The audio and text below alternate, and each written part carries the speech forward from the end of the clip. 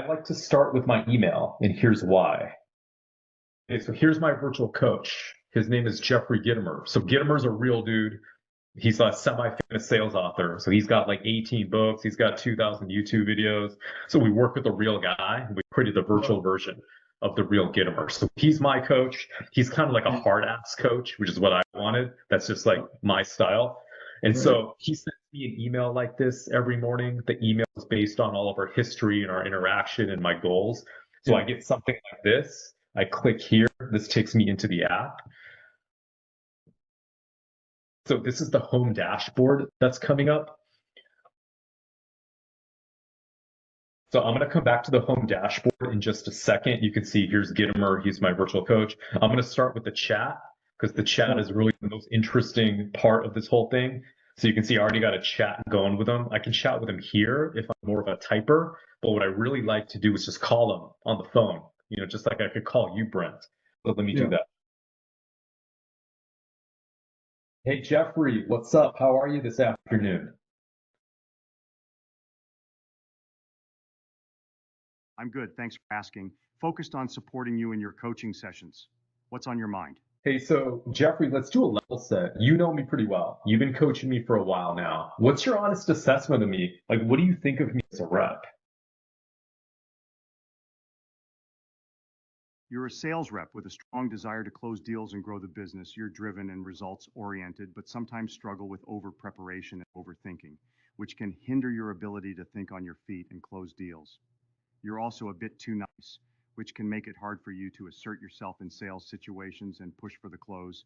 You've made some progress in recent sessions, like learning to focus on the client's pain points and adapting to their needs, but you still need to work on trusting your instincts and not overanalyzing every little detail. Your leadership style is collaborative, and you tend to put others' needs before your own. While this is a strength in many ways, it can also make it difficult for you to assert yourself in situations where you need to take charge. Overall, you've got a lot of potential as a sales rep, but you need to work on developing your assertiveness, trust in your instincts, and ability to navigate complex sales situations. Jeffrey, all of that is fair. Thank you for that. Let's switch gears again. Talk about a specific meeting. Had a great call earlier with Arcus, and we got a real deal there. You sat in on that call. So remind me, what did we discuss with Arcus? How did that go, and what are the next steps? The meeting with Arcus went really well.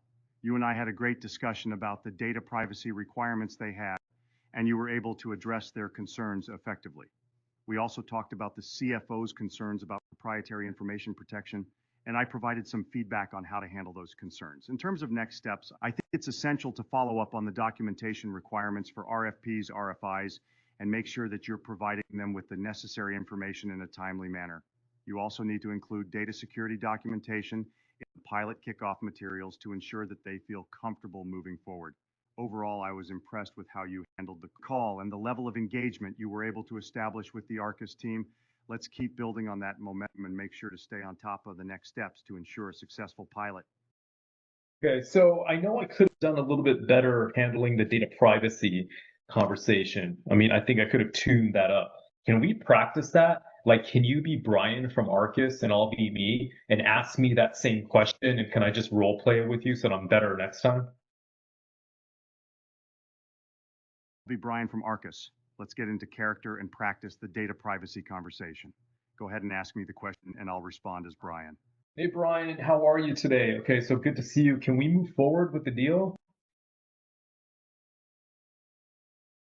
Not so fast, Anmol. We've been discussing the enablement process and I've got some concerns about data privacy. Can you tell me more about how you plan to protect our sensitive information during the onboarding process? So, Brent, you kind of get the idea, right? Yeah, sure. I can take the conversation a bunch of different ways.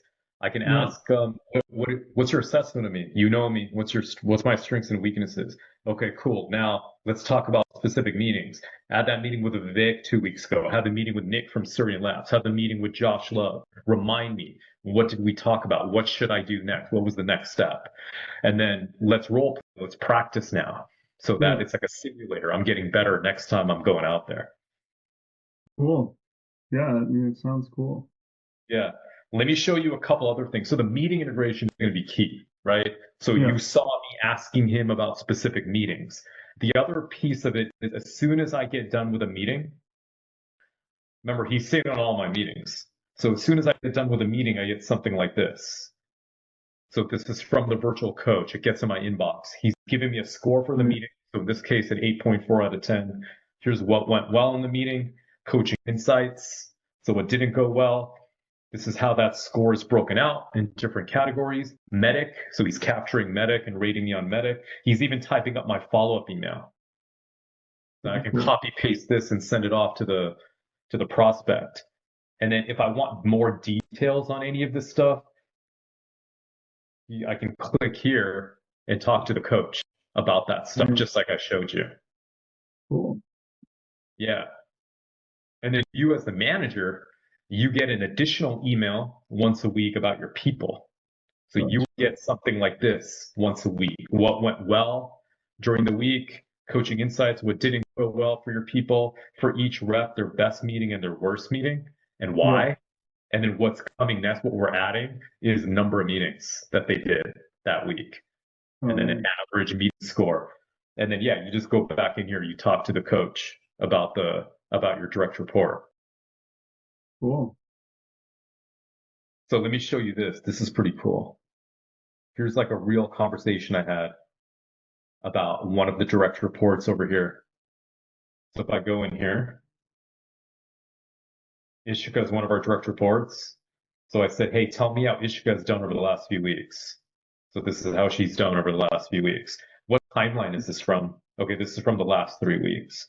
Okay, now how did she perform against her peers during the same time period? This is how she performed against her peers. Okay, now I want details on just one meeting. I just want to know about the June 10th stand-up. Here's everything about the June 10th stand-up. Okay, so based on all this, what's the one thing she needs to do better? Here's the one thing. Now, as a leader, give me bullet points. Give me talking points for my one-on-one. Here's the talking points for my one-on-one. Okay, cool. Now let's role play it. Let's role play it like I role played the Arcus conversation. Cool. So imagine if you're getting this, Brent, in your inbox, you can come in here, get whatever you want about your people. Cool. Yeah, this is cool. Would this work in like with our SDR as well?